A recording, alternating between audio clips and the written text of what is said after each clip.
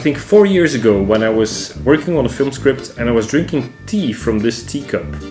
And when I saw the shadow of the teacup on my desk, I thought, whoa, that shadow looks like an elephant. So I gave the animal a few eyes and I gave it some feet and I took a little picture. And of course, we are all living in screen addicted times, so I shared the picture on social media, on Facebook, Instagram, and I noticed people really seem to like it. Hello there, my name is Vincent and I'm a filmmaker and a shadowologist. I'm here to talk about my work with shadows. I thought it would be nice to have a name where it sounds a little bit like a real science. So I came up with the name Shadowology. The process that I use is very simple. I close the curtains. I turn on the light, I take an object and I put it on the paper. And then I just start playing around with it. I put the object in different positions, I play with the light a little bit. I try never to have an idea in my head about what it should be from the beginning. I always try to keep a very open mind, empty space in my mind, because then it works the best. I have a feeling if I try to shape the shadows into a certain form, it always feels a bit forced. And in this way, I'm a bit surprised myself what turns out, and that's very nice. That way it's not really working, it's really playing, and it's quite relaxing. So this is something that I really like about Shadowology.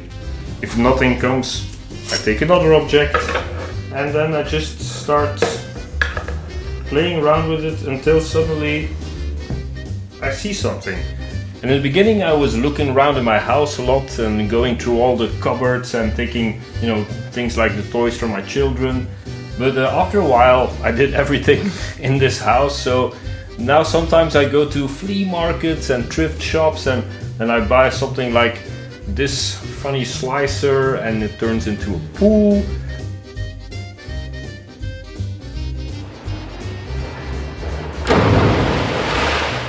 Or when I'm on holiday in Japan, I buy this thing because it's very nice. Sometimes these objects that are moving with the solar energy, and sometimes I make little films where the shadows are moving as well.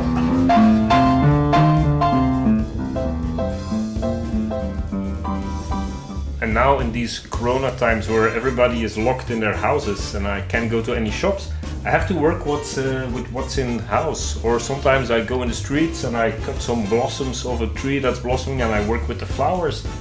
And sometimes even when I bought stuff, I noticed that with the plastic wrapping I could make something, not with the object itself. So it's very unpredictable what will give a good result. You never can tell beforehand. Some days are good and I find a lot of nice images. Other days are very difficult, and sometimes I sit here and I play for hours with something, with an object, and I don't find anything. I'm very humble. I think the sun is a very much better artist than me. That's why I let the sun and the light do the drawing and I just add a few lines.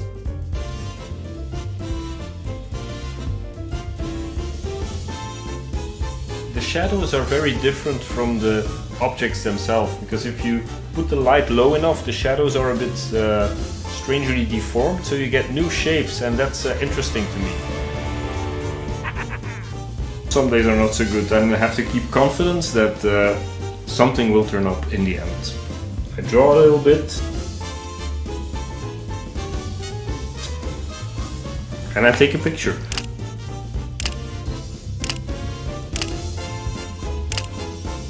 I don't really know where my inspiration comes from, because if I would know it I can develop it a little more, but I think it's just watching the world outside, watching people in the street, and I noticed that people all over the world laugh with the same silly things, so we're not so different actually. People in the world are very much alike, they all like silly things with shadows.